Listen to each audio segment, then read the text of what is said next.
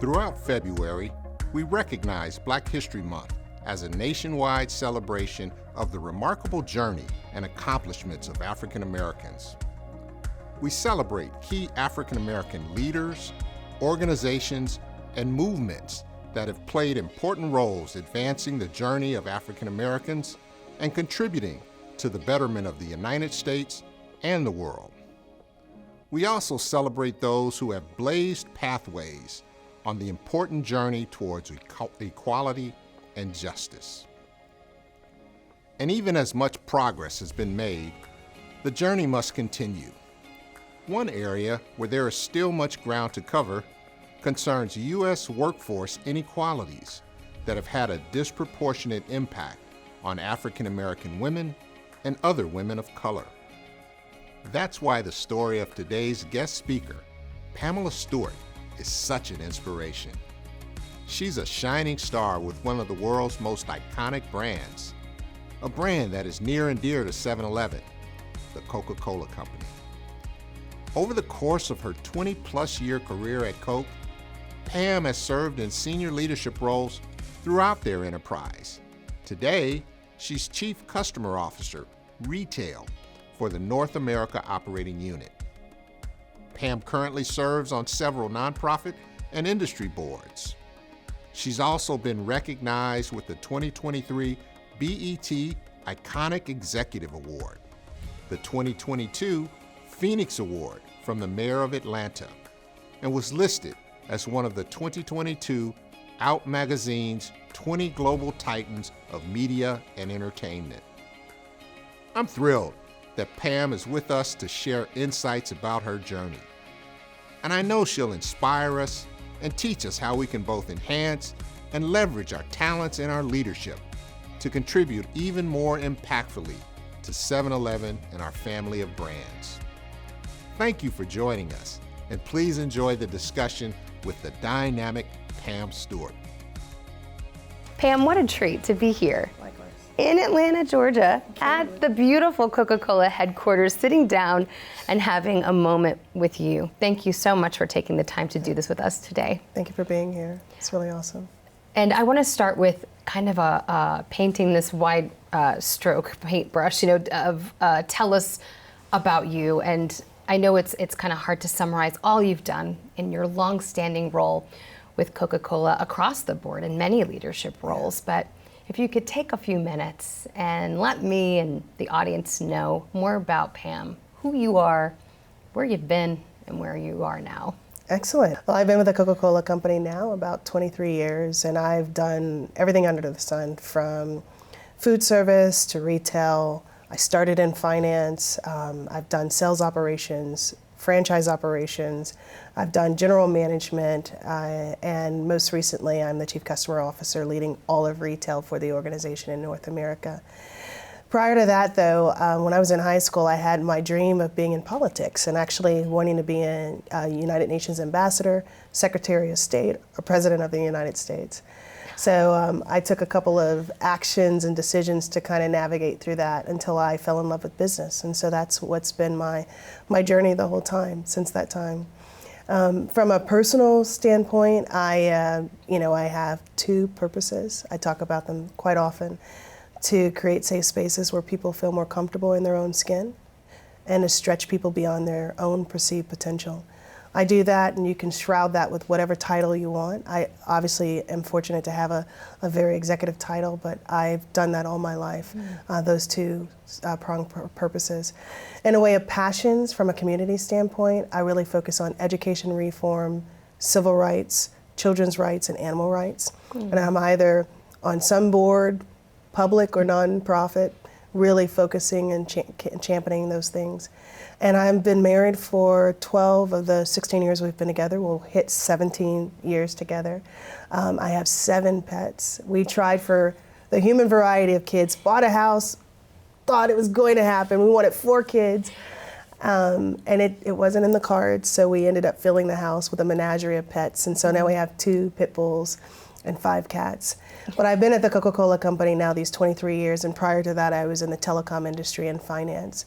And Coke has been a great ride because I've, as I shared, I've done so much here, and it's been exciting. everyone I talked to when I walked into this building today had the same thing to say about you. Oh, wow. I'm nervous. Inspiring, wonderful leader, wonderful person, and it's obvious that that is something that you are very passionate about and consistent with. So what are some leadership skills that you would encourage leaders in our business to develop to improve organizational effectiveness? I think the first would be curiosity. I think everything starts with curiosity, wanting more from what the moment is, or being assured that you can grow and learn from a moment or a set point. So curiosity, definitely. The second for me would be a we factor. And when I say a we factor, there's a point in a leadership experience, particularly for those who are entrusted to lead others, where you have to make the shift from me to we. And if that is a natural, authentic transition, and you really embrace that, you really start looking at the lives that you get the responsibility to lead and the people beyond being a number or employee number, and you really try to figure out, how can I make this person a better whole person versus a better leader or a better executive? And so I spend a lot of energy doing that. So that we factor is critical.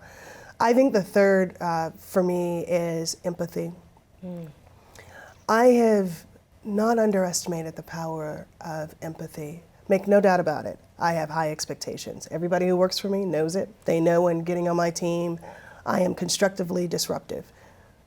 But I also see who they are, and I do my best to pull that best out of them. As long as they have the focus, the energy, and the intention to be able to do that, we will make greatness out of them. And I think for the last thing for me is being willing to be constructively disruptive and looking at having a bold vision and having complete confidence that you can inspire others towards that vision. It's funny, when I was in my career, what I didn't tell you is I tried the entrepreneurship route. I wanted to open my own company. I had 2 failings because I didn't wait to get investors excited.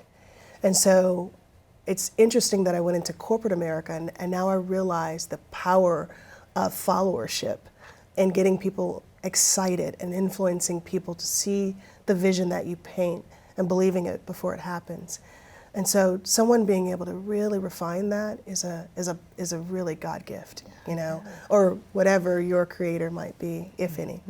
And so it's been exciting to watch, but I think it's those things. And the only last thing, it's an edge thing.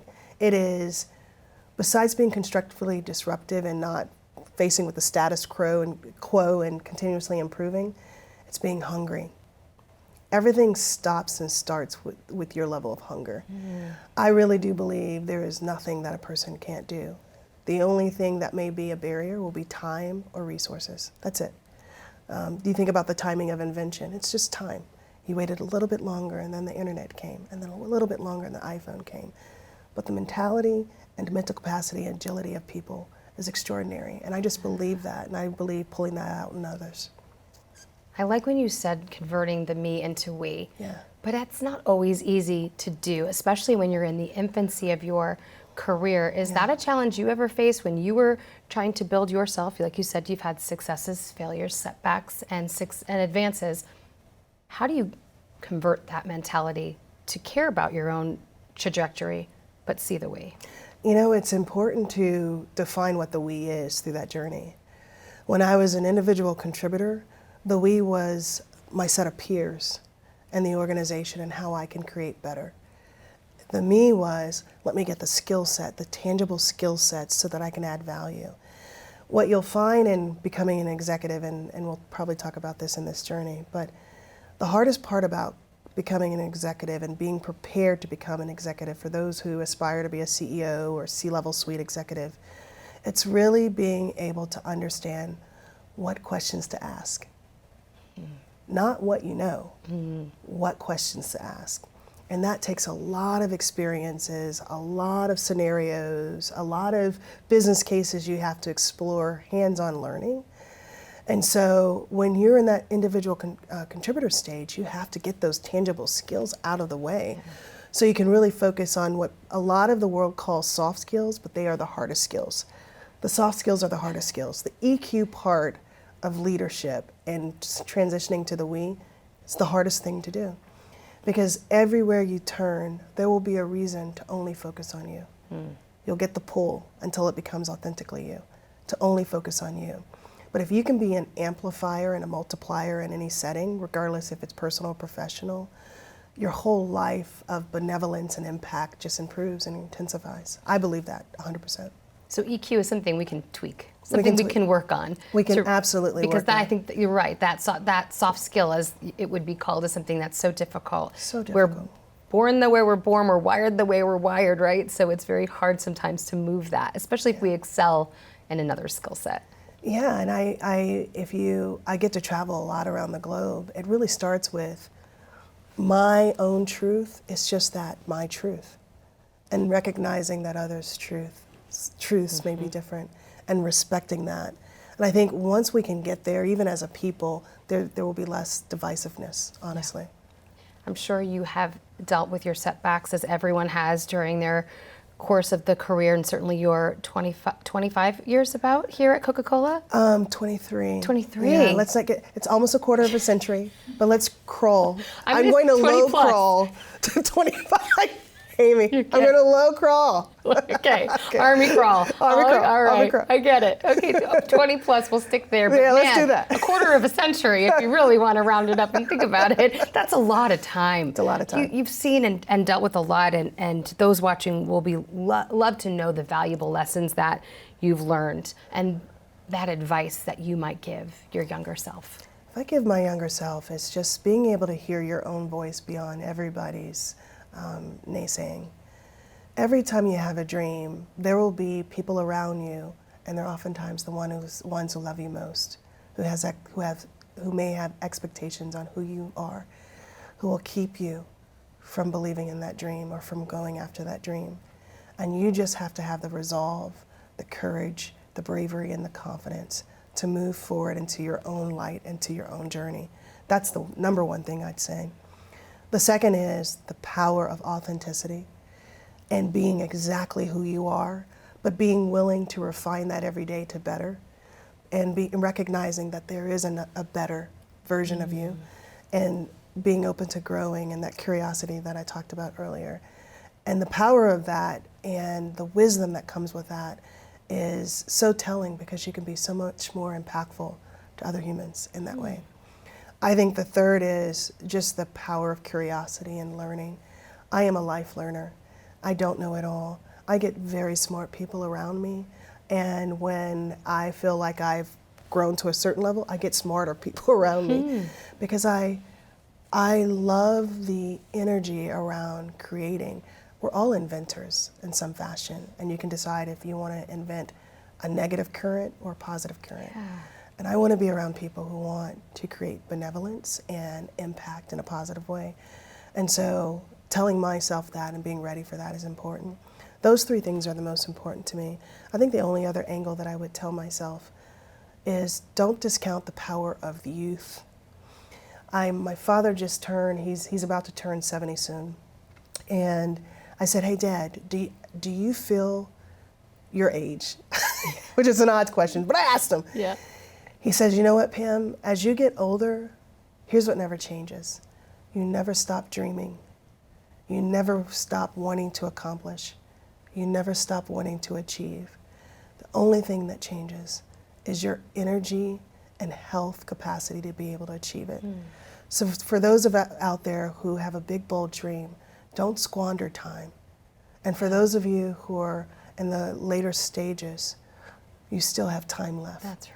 And so just being able to balance the two would be what I would tell my younger self. Oh, your dad sounds like a solid human being. He looks like my brother right now, which is kind of embarrassing. No, seriously. Wait, he has looks like no your brother wrinkles. because he's so youthful? He looks so youthful. Wow. I'm embarrassed. Really? And so when I go around him, I can't wear makeup because then I look, I'm not his mom. Because my dad looks really young. Way to go. So Yeah. hopefully that's your genetics, though. So that's good. It's not working out for me. Yeah, I think it is. I think you're too hard on yourself. I really think it is. And I think that that's awesome to take advice from, like you said, the youth and those who have gone before us and have paved the way and also have seen a lot and have some, have earned their racing stripes as well. You talk about creating safe spaces. That's the first thing that you talked about right off the top of our interview today. Yeah. People being more comfortable in their skin is a passion project and purpose for you. And at 7-Eleven, we talk about this in the context of belonging. Who do you think, why do you think this is so important, the specific things that leaders can do to foster that sense of belonging? I think first off, really having an identity for their culture and their organization, and not an identity that's in their head. You have a lot of leaders who walk around saying, we're a passionate organization, we believe in people, and then when you ask people, tell me about their culture, it's the opposite, right? Really having the perception of that culture be your barometer on whether or not you're creating the culture you want. I think it's the first. I think the second part is really understanding from a real deep-seated standpoint what people need, and recognizing that people need different things. Yeah. Oftentimes leaders lead with what they need, right? Some leaders lead with, I want more compensation, and so they throw money at people, and they realize they can't retain them. Some people feel, I need only development, and they throw development at people, but forget the other things. Just making sure that you're thinking about the panoramic view of all the needs, and the most important need of, I want to be a better person, I want to make an impact, I want to make a difference, I want to matter. And sitting inside that above everything else is so key from a state of belonging. And I tell you why it's important though, is because some people, I think someone said, diversity is what we are, inclusion is who we are. And it's just that simple. And that's why belonging is so super critical. And so going back to your question, for me, it is making sure you be cognizant of your culture in a way where you understand how people might, outside of your culture, might truly identify it, and using that as your report card. The second is truly understanding the whole person of needs, not just from a professional setting. No matter what, people come in and they may have had an argument with their spouse or their loved one or their child, and they're bringing all that to work. And people have their whole being. Helping people understand how their work connects to the greater whole is really important for the significance. People want to be significant and want to matter. If you can't create that culture, if you can't create it, people will leave. So I think it's truly important. But like I said, it goes back to diversity versus inclusion, where both will be important. I love that. I love the picture you just painted, because it's like you're a doctor and you're taking care of the entire patient, not the fact that my wrist hurts and there's a pain here and we need to fix this. Remembering, well, how does this wrist pain affect your mind? That's exactly How did it affect you getting here to work today? Yeah. How does it affect where you might have to go after work? Where are you going from here? Taking care of the whole need. Well, it's interesting. We have different doctors, and you have me on a tangent on this, but it's interesting because I just had dental surgery. The mouth and elements of the mouth will show up before it affects the heart. So everything's interconnected, right? And so I'm very clear on that as a leader. But the whole person is most important. It really is. And understanding that not everybody wants to be the CEO.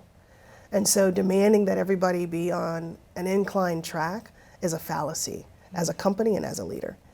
The second is those who want to be a CEO, getting them the experience and the readiness to be able to ask the right questions when they're in those seats. And so it's a tricky, tricky balance, but it's so critical. Not what you want to know, like you said, what questions need to be asked. 100%. Which comes from your curiosity. Exactly. This is really great, Pam. I hope you're enjoying this as much as I am. I am. This is really great. I am. So good. You have good questions. Thank you. Well, and you have great answers that give me a place to go, and I know everybody watching is excited to learn even more from you. Thank you. And I want to talk about, again, we want to focus more on the challenges. Yeah. Challenging the status quo and rising up through the corporate ladder, achieving success in the various roles that you have had here in the 20 plus years at Coca-Cola. That's perfect, Amy. Let's say that out loud. 20 We're going to pause. What challenges did you face in the 20 plus years status quo for leaders in any setting? Like when you had to challenge what was put in place when you entered the scene? In whatever position you were. Well, I entering have a very unique lens. This is the lens of being a Black female who's openly out as well. And that lens, when you're in a room, you realize how much of a minority you are and how much empathy you gain by living that. By the time I get into the office, I will have seen an article where someone who looks like me was killed. I will have experienced a protest against people who may look like me or rights removed. And I'm coming in to be the leader of an organization. I don't strip that away. Instead, I pour that into the building of my empathy that I talked about earlier. But I think the important thing for me is when I'm in a room, I make sure I give my own unique perspective with an understanding of the culture and the values of the company. So I'm not there to protest everything. That's not how I show up. I am truly attempting to be objective, but also give a voice to people who might not be heard because enough people in the room don't represent them. And so I find myself doing that. And the great thing, at least at this North America leadership team, we're very diverse. So that's a lot easier for my organization, but I know it's hard for other organizations. The second thing is making sure that I lead with fact. When you are discounting or contesting, there are two important things. The first, that it's fact-based, but fact won't be enough. Facts won't be enough.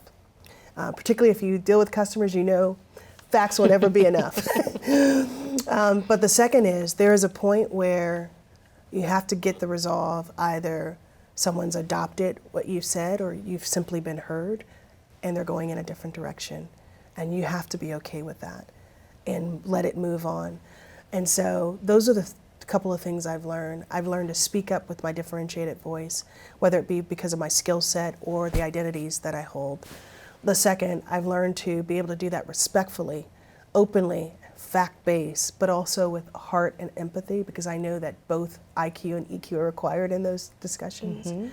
And the third is I know when to step away from the discussion where I've made my focus group of 1 point, and even if it doesn't land to create a movement from the decision, it's been heard. And being heard oftentimes, it has to be the most important thing sometimes as a leader, because everything you want to have happen just won't be done. It just doesn't happen. As long as you have one more person in the room than you have to be okay that only your way or only your decision or only your viewpoint is not the only way. And so that maturity is really important. And that's what I've learned over the years. Communicating in the way that you're describing is easier now, I would imagine, than even just 10, 15 years ago. 100%. You couldn't bring your authentic self all of the time. You weren't in rooms where there was that diversity and inclusion or that feeling that your voice mattered. How did you gain that confidence to be a leader and to know that that mattered, to speak your truth? You know, I've always valued having a point of view. Even when I was an individual contributor, even I came into the company as a grade 9, and that's it's junior and entry. It's a very important role. It's kind of closer to the middle level, but it's one where you don't automatically get a voice. But I've always valued having a point of view, and in every role, I've really honed the ability to have a point of view and to articulate that point of view in rooms. And I think that I asked my mom, I said, why am I this way? She says, you've always been this way. I don't know, you've always been this way. But for those who are listening, really, you have to get experience and observe different situations in order to start formulating your own point of view. And as you start getting those experiences, you have to test it and get the courage to speak loudly and audibly that point of view. And as you get experience, that solution gets refined and even better. And that's kind of the series of the growth. But having a point of view and really being willing to articulate it was so important. And I've always been willing. And the way I would encourage those who are younger in their career, when you're in an organization, let's say it's one single department of the organization, every single day, every single week, someone is griping about something that's not working or a pain point. I was always the one who was willing to fix that, to take the lead to go fix that. And that's a way to give you a vantage point to connect with everybody in the organization to fix it, and your questions later and your mental agility later gets refined. That's a way, an easy way to be able to develop yourself faster, to have a stronger point of view. Once you get the point of view, to be heard. That's right, which comes only with time. Only with time. Experiences, listening, asking the right questions, and curiosity, like you said before. Oftentimes people with new ideas face resistance. What advice would you offer 7-Eleven leaders and associates who are managing resistance to new ideas? Mm-hmm. I would say do a test case and bring it to people. So if you're in an organization where tried and true is the only way to go, culturally, because sometimes it's department based, it's not even the organization. You may have an organization of innovation and you had this one leader who's tried and true, quarter of a century, right? That's why I'm 20 plus. Anyway. We're getting ready to say goodbye to Pamela for 2 years. This is what I'm hearing. But when you have that one leader who's not open to new ideas, that person is a person who can't go into a model home in a new neighborhood and see the possibility of their house when it's bare bones.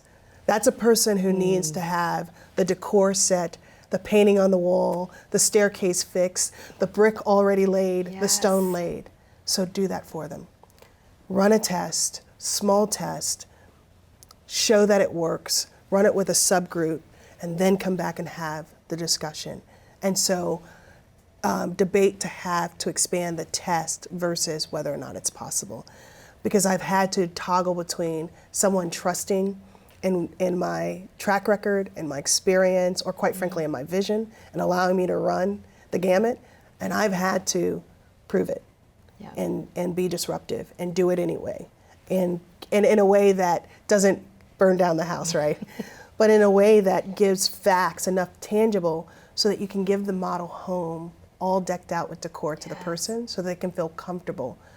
And oftentimes that comes from insecurity around their own job security. And sometimes it just comes from, I've done it this way in my experience. The great thing about experience is it allows you to ask more questions. The bad thing about experience is it prevents you from asking new questions. And that's why curiosity plus experience is so important. But you have a lot of leaders, several leaders who are stuck in experience only. So you have to have the curiosity and sometimes bring them the model home to push it through. Be willing to show. Absolutely. Because even sometimes we get frustrated, well, don't you see what I see? Yeah. Can't you see my vision? Show them. You have to be shown what to do. If you stay on the planks of the floorboard looking with no paint and no bricks, some people, it takes a far leap to be able to see the model home all decked out. With their things in it, living in that house. So you have to show it to them. Yeah. All right. We are running this interview during Black History Month. And I want to talk about your personal journey as a Black female leader in the corporate world, the nuances that you have dealt with and how it has impacted your experience as a leader. It's interesting. That is the one thing I can't let go of before I get into the corporate world. I'm always Black. It's a fact. So I say that because I talked about it a little bit earlier. I'm impacted by the headlines. I'm impacted by the policies. I'm impacted by the laws. I'm impacted by all of it. And not from an intellectual level, from a heart level. So there are a lot of things as a minority leader you have to swallow in the day to not make the day only about you, so that you have the capacity to lead. So that's the first way of a nuance. The second way of a nuance, the great thing about it is I'm in rooms and I can represent viewpoints that are not represented in the rooms, whether it be a marketing ads place and I can call out something, or it's an HR policy and I can talk about a little nuance of how to reposition it so that people embrace it more. Or it could be just being a female in a room. I'm in retail. And if you're in retail, everyone knows, and I'm in every part of retail, from grocery to convenience to pure play digital. And there are not a lot of people who look like me. And so you have to have a strong sense of self. I think what being a Black female openly, those things and more, I think having a strong sense of self and being absolutely committed that I'm not the only one after I leave. And so I'm so on purpose with that. And I think that nuance is such a gift for me in so many ways. So I mentor a lot.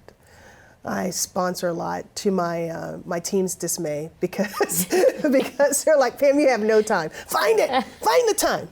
It's important to you. That was going to be my follow-up to that. Mentorship, sponsorship, that speaks to the heart part of Pam. That's your heart. It is. Serving others. Yes. 100%. Creating fellowship.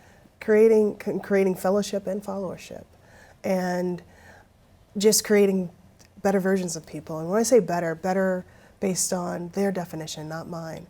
I've learned a long time ago as a leader that I don't want to project my own vision onto others. People don't want to be presidents and United Nations ambassadors, senators. They don't want that. They want a good life where they can provide for their family, be a good parent, be a good sister, daughter, son. They want that, and they want to leverage their employment to be able to employ that. And sometimes that has to be enough. And so I've been able to toggle between all of that. But I believe mentorship and sponsorship are critical, and they're different. So mentorship, I'm a coach. I'm the coach on the sideline, helping you out, giving you direction. Hey, you don't want to go to the 50-yard line. The sponsor, I'm the sports agent representing you. Amy, I have your name on my jersey. I'm walking the line saying, you need to get Amy on the field on the 50-yard line, the whole thing. And you have to be both for people. You have to be both. And both will matter as you ascend, especially to these levels. Did someone do that for you? Absolutely. So many people. The most notable leader in my career, like the summation of my career, has been Kathy Horgan. She's since retired. She's working on her own entrepreneurial venture. But Kathy was a person who saw something in me well before I was qualified and I had the title to do it. And she would just say, just go do that. Go do that. She gave me such runway to let me do my thing and never judge it. Count it as goodness and greatness and strength, and never mar it as she's too strong or too assertive or any. She never did that. And I am thoroughly indebted to her. I would not be here at this level as quickly at my age without Kathy Horgan having been such an instrumental leader for my life. That is a fact. I know it. I'll share it all my life. Given that it's Black History Month, yes. Do you and your family do anything specific to celebrate, or is it a more of an ongoing practice? It's an ongoing practice. You think about it. Black History Month happens in February. It's a short month. But as I said, and I said it in jest, but it's so true, I don't leave the skin. It's the one thing that I can hide a lot about myself to you. All types of classifications you probably don't even know about me. I can't hide this part. That's right. And so I live this every single day. We do actually an annual snowboarding trip. I'm an avid snowboarder. You said you go a few times a year. I do. I season pass holder, epic pass holder. I don't have any blackout dates. I go. Are you good at it? Good is relative. Let's not get too aggressive about it. I feel like you're good. No. I feel like you're really good at it. I'm like complicated blues. I don't like the blacks because it just burns the thighs. So, and a lot of ice is on that. Anyway, but I do that with the family, just bringing everybody together because I don't get a lot of time to go on vacation because I don't take a lot of time to go on vacation, so it's really important. But Black History Month, I just try to be kind of a resource to people who want to know more about the history of race and its impact to my life and others. Oftentimes, people forget that there's such a struggle in the skin regardless of what your status. And I can share nuances about that with people. And I do, if they're open to it. You're an educator. I try to be. Let's talk 7-Eleven. Yeah. Let's talk about 7-Eleven and Coca-Cola, who have had a long time and very successful relationship working together, serving customers.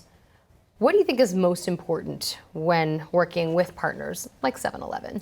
I think understanding their needs and understanding it beyond beverages. What are you trying to solve? And so we do what we call here kind of a customer blueprint. And the customer blueprint is basically the customer's strategies. So we don't build out beverage strategies. We draft off of the customer strategies that have nothing to do with beverages. And we design then our own joint business plans and long range plans around the customer's aim and vision for their organization. So that's very important, is having a customer back perspective and a consumer back perspective. I think the second thing is being able to innovate and disrupt yourself. Going back to that word. Love it. It's so important. Consumers and shoppers, they want new experiences and they're just looking for the retailer, the customer, the brand that's willing to provide that taste of newness. And so being willing to do that. I think, and the third is being willing to have the hard conversations. It's interesting, for those of you who are leading customers, or if you have people watching who are leading customers, a lot of people ask, well, how do you manage a customer conversation, a top to top with the CEO of every place, whether it be Joe or anyone else? And I literally, for the first 15 minutes, and my team knows this, the first 15 minutes, I'll say, I know we have all of the decision makers in the room. Let's spend this time putting the hard stuff on the table. What's not working? What's a barrier to our mutual success? And we spend that half hour, our ability as the executives in the room to spend that half hour to unlock that for our teams is the most important thing. So being able to do that and being able to do that unabashedly and being able to listen and truly accept it as their truth and be able to create solutions out of that, those things are important. What changes or trends do you see impacting retail most significantly over the next 3 to 5 years? Digital, omni-channel. People want their product or service the way they want, when they want, fast. That's it. Yeah. And they want all of the assortment, online, offline, inline. And you have to rise up to it. And you have to be everything, multidimensional. So that's the first. The second is being able to leverage insights of our consumers to feed and fulfill those needs better, to personalize that experience. The third is literally, as sustainability becomes more of an everyday household experience, being able to give solutions that people can say, I feel that. So going from I'm saving a carbon footprint of something to I'm holding this as a result of whatever that is. Certainly sustainability. Those trends, plus I would say, I don't think social media is going away. I think it will evolve, but I don't think people want a platform to share their thoughts and their views. And so companies that work really, really fast to build products that build reviews, or people are so inspired to talk about reviews and leveraging those influencers will be powerful. There are so many things that you said you could see yourself doing, excelling in. Entrepreneurship was even thrown in there as well. If you weren't here, and you could insert yourself anywhere right now, where would that be? Where would you see yourself with all of your skill set, all of your heart and your passions? Where would you be that you think that you could do? I have two answers. Don't worry, answers. I won't tell anybody. It's just between us. Our secret? Only if it's our secret. It's our secret. Okay, then I feel comfortable now. This won't go anywhere, I promise. Nowhere. But I would love to know, because you have so many skill sets and you are such a passionate person on top of it. Yeah. Well, thank you for the skill set. I don't know if my spouse would agree, but okay, I'll embrace it. I'm working on compliments. It's two things. For me, it would either go into politics in a big way, or secondarily be a motivational speaker, have a podcast, write a lot of books and movies, and do that full time. That's what I would do 100% of the time. You could do both of those. 2 pit bulls and 5 cats producing itself as we speak. And you could do a little politics on there too. So it could be like warm and fuzzy and speak to all of your nonprofit, all of your activism, all of your things that you love to do, and be irreverent and whimsical because of the cats and the pit bulls. But then you could also have other political leaders on and speak to issues of concern. I would love that. But I would bring celebrities. I want everybody who is influenced by someone, because influence is so much broader. There will be business leaders, politicians, celebrities, and letting people have the floor to speak their truth. Okay.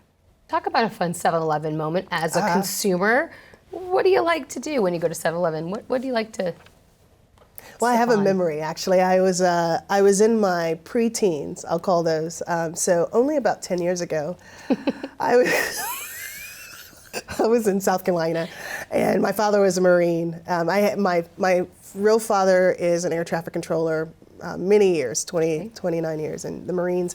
My stepfather was a combat engineer, so the person who defused the bombs in a minefield. Wow. So I had a great life. Reared up. Wow. But what I remember about that base, Laurel Bay, is that a 7-Eleven was out there, and I would always go to get a Slurpee or a Big Gulp. I used to, because I love ice, by the way. And so it was just such an experience for me.